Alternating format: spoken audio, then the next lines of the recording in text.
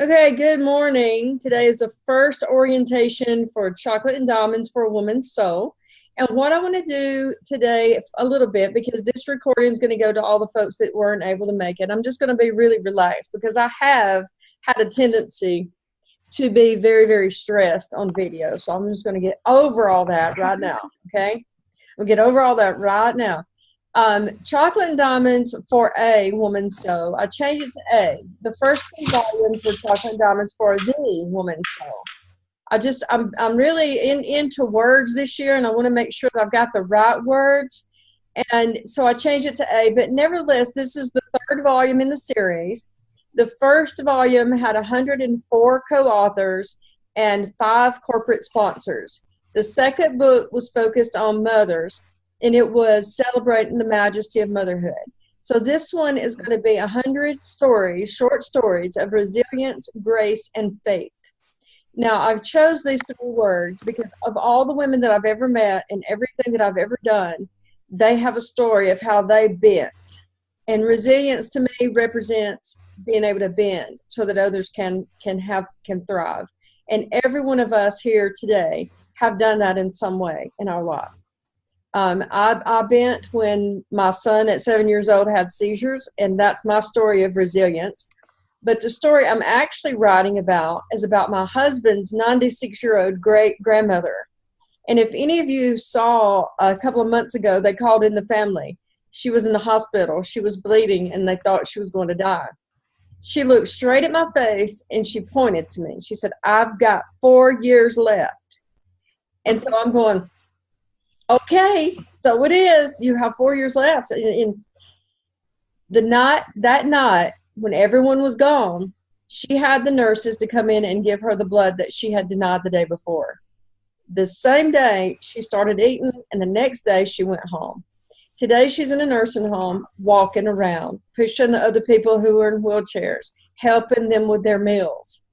And so my story is going to be on how her determination to live till she was 100 actually had an impact at her deathbed.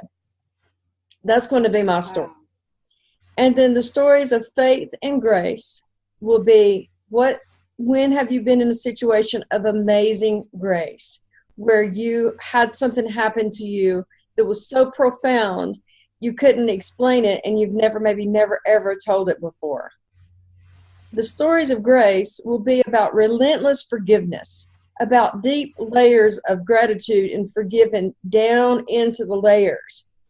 The reason why I chose the word grace is that I was doing a gratitude exercise one time, and I got down to where I was wanting to say, I'm grateful for my oldest son, Logan. And at that point, I started shaking and crying because we were in the middle of a heated battle, which still is going on today. And I'm going to get you to help me, both of y'all to help me work on this so I can figure out how to loosen up this thing from inside of me, right? Because I love my son. But when I was at the point of saying gratitude, I started feeling angry. I felt resentful. I felt stubborn. I didn't want to say it. I didn't even want to write it. So it was then I realized that grace is something that it has layers. Grace has layers and layers and layers. And you have to forgive every little thing to be able to be totally grateful for that thing being in your life. During the time where I was in his life, I wasn't grateful for that. And because of that, now I'm not in his life. So I'm working my way back into his life and into the lives of my grandchildren. But I'm going to do that through healing myself. Okay? So just some housekeeping about the book for the 2 of you who are on here with me, or 3 who are on here with me, and those who are going to watch the recording. This is a compilation, right? It's going to have 100 stories. And I want to get right to one of the questions that I got today from Michelle Road, and she's not going to be able to be here because her daughter has a doctor appointment. She says, how do you fit 100 stories into one book? This, and here's how this works. And Annette, you're going to know when I say this. Some women can write 5,000 words. They can get set down, start typing. Rhonda, you probably can do this. If you're like me, you sit down and it's there. Yeah. Other women cannot get past 1,000. They won't get past 1,000. They'll say, I can't write another word. I'm hurting. I'm crying. I'm remembering things. Can we just have a short story? So some of them will be really, really short. I also have some children that I'm going to be bringing in that are going to contribute little things like drawings and poems. They're going to be in a section of their own toward the end of the book. So 100 stories are going to be probably 20 stories that are 2,000 to 2,500 words. Another 40 stories that are between 1,000 and 1,500.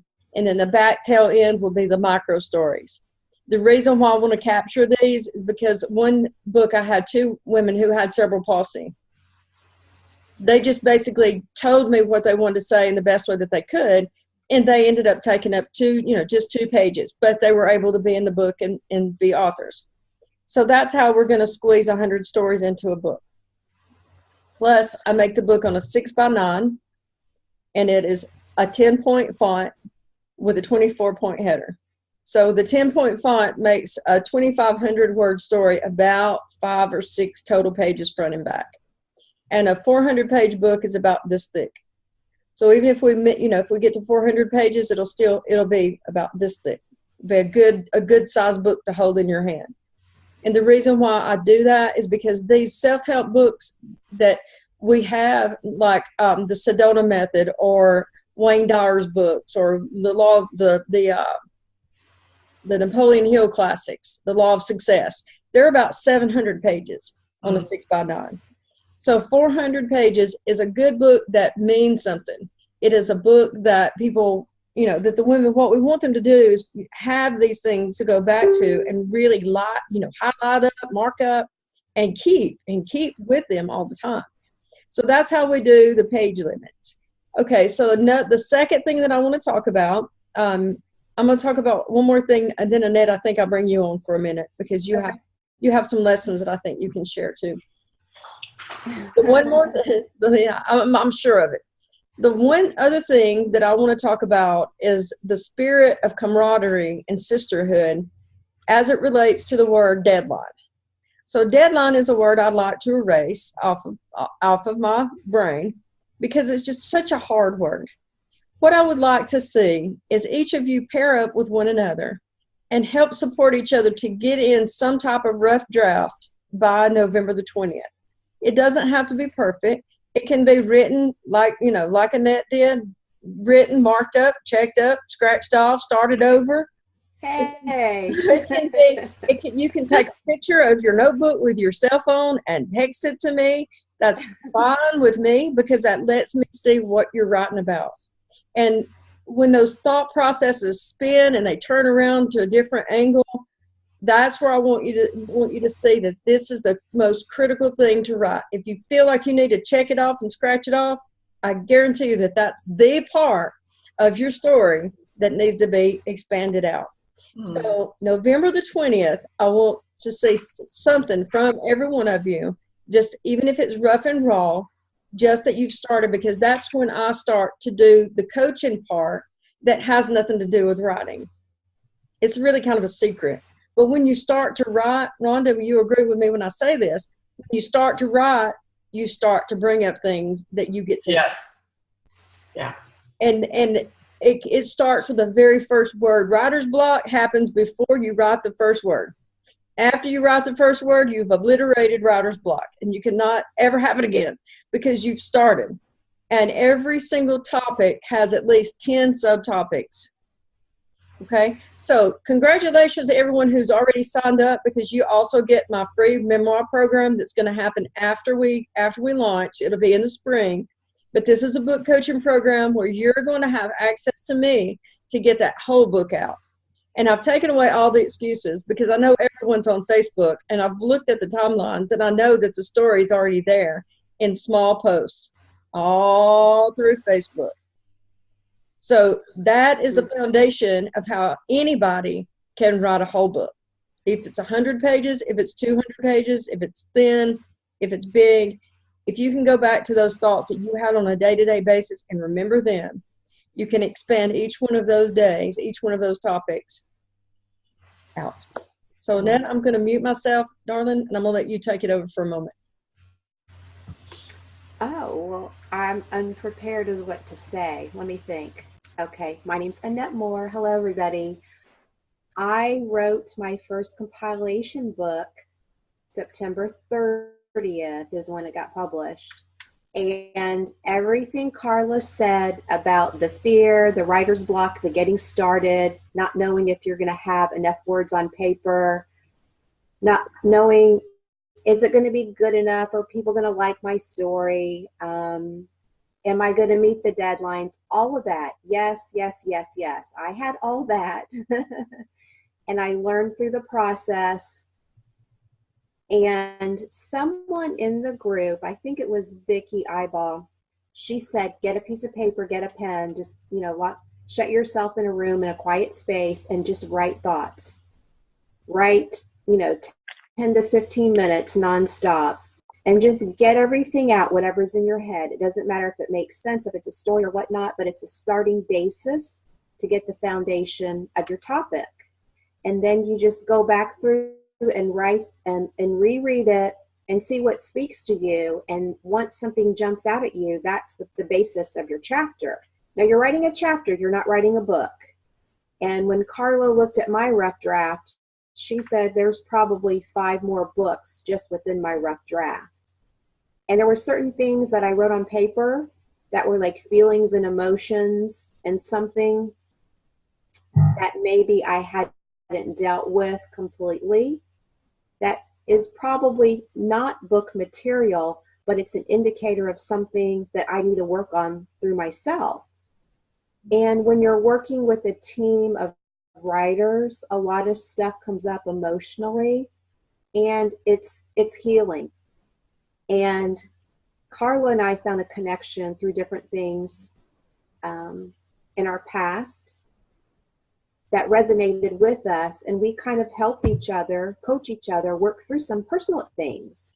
And that was unexpected for me because there was something in my past I thought I had dealt with 100%, and I thought I could just check that off my to-do list. But there was a little bit of underlying feeling and emotion. And we laughed and cried about it, but I was like, this is unexpected. This is getting in the way of my creativity and my writing. But the process was actually very healing for me. So even though I didn't like that, at the end result was I was happy that kind of came up and got me to go out of my comfort zone a little bit. And once I pushed that out of the way, it helped my creativity. It wasn't blocking my creativity. So there's so many. That story just rolled out. It rolled out after that. It rolled out after that, and it was like free therapy. And it's one thing for a coach to coach someone else, but it's one thing for the person you're mentoring to mentor you. So there's different layers of leadership here. And so this was, it was my first time. It was unexpected. I expected to give so much, but I got back so much in return. And I'm still connected with everyone and still trying to reach out to people that I haven't really connected with on a deeper level, because when you're in a compilation book and there's 35 women and you're all on social media and talking to each other offline, it's just like this huge network, right? Yep. And it just keeps going and going and going. And I've added so many other groups to my Facebook group. I'm like, whew, it can get out of hand, right? You just have to control it. So I've contained myself to when I can get on social media. So it's not only for me to learn from other people, but it's to help me grow. And it's just to keep those connections going where you're cheering everybody on, just to, even after the book's written, you continue the relationship with these women that you've built a rapport with as you're writing the book, and you continue to support them because there's going to be interviews and press releases and, opportunities to maybe do a partnership with another woman that who also wrote a chapter in the book. So there's ongoing things even months and a year later after writing the book. So it's the gift that keeps on giving. I actually had a friend call me at 10 o'clock last night, and she said, This is so funny. My goal was to send $31 bills to all my family members and really, really close friends. And so I texted them and said, hey, I'm going to send you $1. It's to purchase my ebook when it comes out. And then I did a follow-up text message, and then I mailed the letters out. It was just an envelope with $1 and wrapped up in a color piece of paper. And a friend just checked her mailbox and got it. She has a P.O. box that she gave me the address to send to her. So she just got the $1 in the mail just a couple days ago. So she calls me last night and says, I got $1 from you. What is this for? She completely forgot. So she said, I'm going to go on as soon as online on Amazon.com and order your ebook. And I said, check it out. You may love it so much, you may want to get the written book. So she said last night she was going to order the ebook and the written book. And the book was published September 30th. So this just goes to show you connections don't happen overnight. It's a process. Mm. And she was so encouraging and gave me all these great words of, how it went a long way since your divorce. And I used to stay with her, laugh and cry with her about my situation.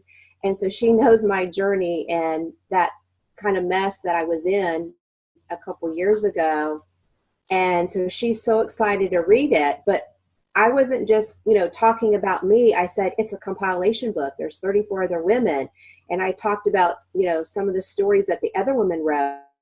I said, this is a self-help book. And I told her it was like 300 something pages.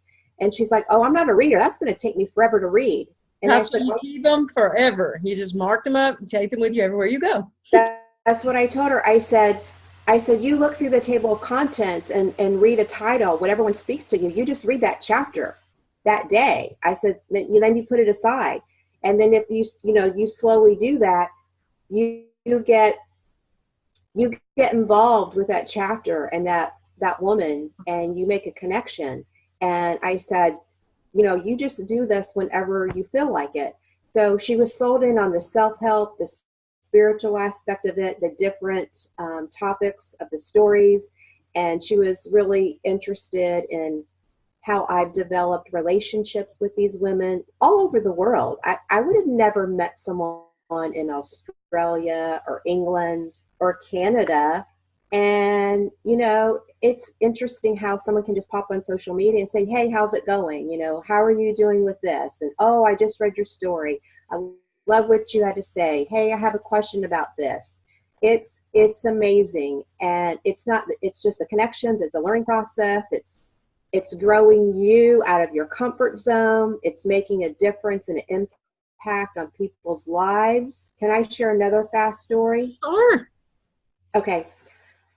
Hopefully this will make sense, but my daughter's father, okay, I had a sister-in-law by marriage, okay? I got divorced from that guy. She got divorced from his brother. Do you follow me so far? Sort of, yes. Okay. I had a sister-in-law by marriage. She's not married to her guy. I'm not married to my guy. Right. She lives in Germany. Okay. She remarried and has a stepson who's in his 20s. The stepson Facebooked me and said, I got your ebook a couple weeks ago. And if I would have said, okay, she has nothing to do with my life anymore because of my marriage ended and I ended my relationship with her, her stepson would have never contacted me on social media and said, I've been following you on social media. I like what you have to say. Even though I'm not a woman, I need to know about what women go through. That's wonderful. That is. And he said, thank you for this opportunity to learn more about women. He goes, I'm so proud of you. Oh, his first comment was, hey, do you remember me? Now, mind you, I've never met him. We've only chatted on social media. He happened to go online one day and saw a picture of me and a comment that says, I'm a published author. And he's like, is this for real? Is this a joke? I'm like, no, this is real.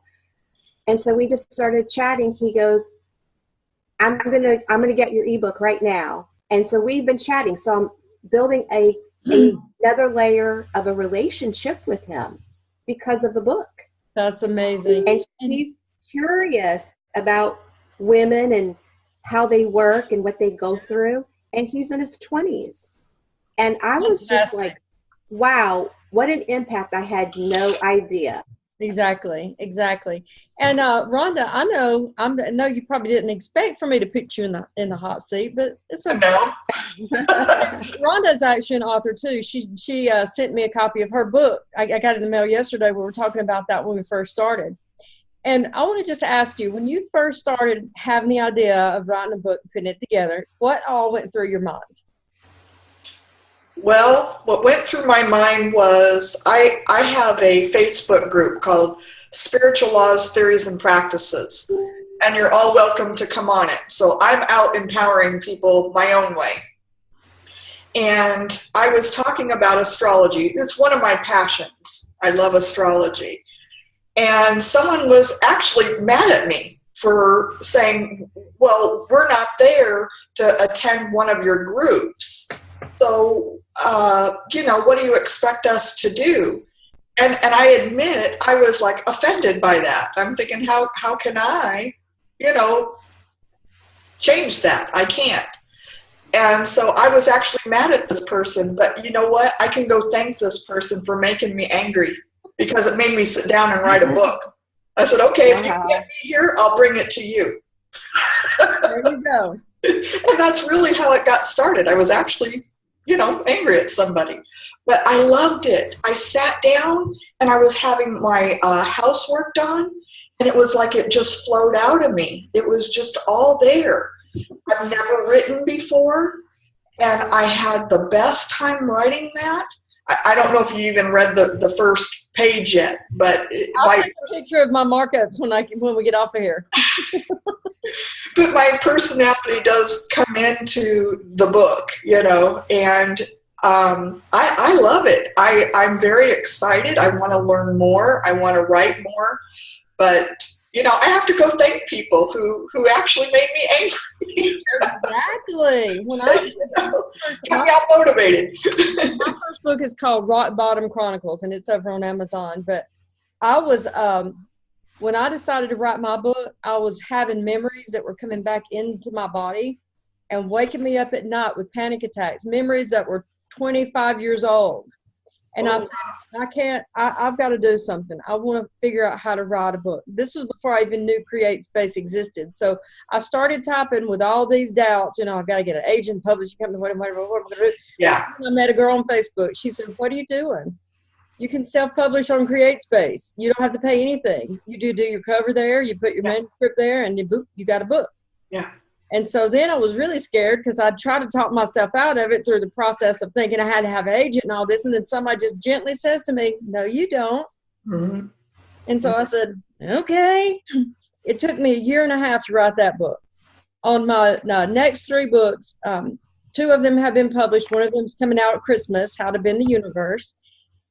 It's taken me 4 months to do each one. And through each one, I had a life tragedy. Through the Soul Code for Women, my family and I lived on tents in our land because we couldn't get the financing that we needed to have a place to live. The second book, my sister passed away April of 2016. And so I just switched that book. It's called Untapped, and I dedicated it to her because she always told me she wanted to write a book, but she was in and out of rehab houses. She had childhood arthritis, so she became addicted to Lortab and morphine at 8 years old.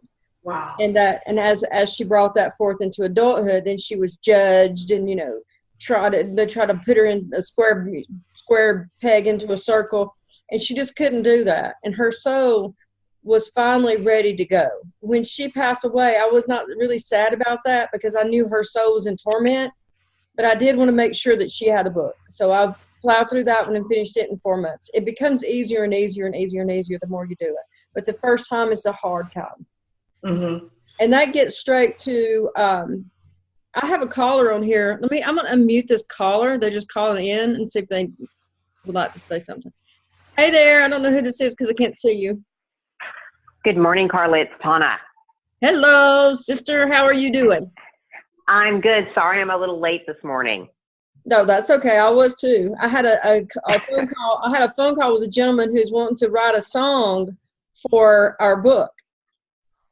Oh, Yeah, exciting. very nice. So in case the Rhonda and Annette, this is Tana, and she's actually helping me with my eating. She's helping me with my energy and switching to a clean eating diet. And I told her over the weekend I had a lot of fleshing to do. So that's where Yeah, it helps. It happens. So Tana, what do you think about this opportunity? I am so excited. I've always wanted to write a book, but never been pushed to do it or thought I could. And when our paths crossed, it was just the right time and place for me to do it. So I'm really excited. I'm excited about my chapter. I know it'll become a book because there's so much that I have to say and hopefully people want to listen. But I think that what I'm going to take from this is that if I can help one person out of the whole world, that's all that matters, that my story was worth saying. Absolutely. I'm convinced of that because I know what your story is going to be about. Absolutely. Thank you for that. Okay. Thank you for that. I'm going to go ahead and mute you back out because I know you're probably doing stuff. I love you, and I'll talk to you probably. Love you too. Have a great day. Bye. Okay, so there we go. Now, this is going to be some more housekeeping because here's one thing that women have a tendency to do. First of all, in my new book, I talk about tendencies and patterns and how we don't realize that we have these behavioral tendencies that we entertain all the time. And the first tendency that women have is to be confused. So, little sneak peek into my book, and one of the lessons that I write about is this. Let's practice confusion mitigation. And to do that, I'm going to overload the group with information on the calls and all that, what we're going to talk about. So I'm just going to put everything on the group. To mitigate confusion, I want you to come to the group, look at everything in the files. If you're confused about how to find this, get with me. My son Joshua is also in the group. He's a tech genius. He can help you figure out how to work and function inside of a Facebook group. The reason why we do that rather than emails is because I don't know if you are the same way as me, but I have too many emails to look at. So we work inside the energy of this group. I want to bring each one of you, I want each one of you to think about doing your own live presentation for the group and teach how, if you want to teach on some certain thing, just let me know. This is wide open experience for you. So to mitigate confusion, I would like to ask that you just check it on your list to come to the group, get in the group from a computer, and look at what's going on there. Because you may see a post come through on your news feed, as you're thumbing through your phone, like we all do.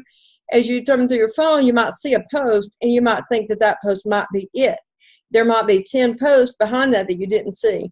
So take some time, every day if you can, just come into the group, see what's going on, interact and engage, and you will see that I'm going to try my very hardest to make this not confusing, because confusion leads to fear, doubt, worry. It leads to all kinds of things.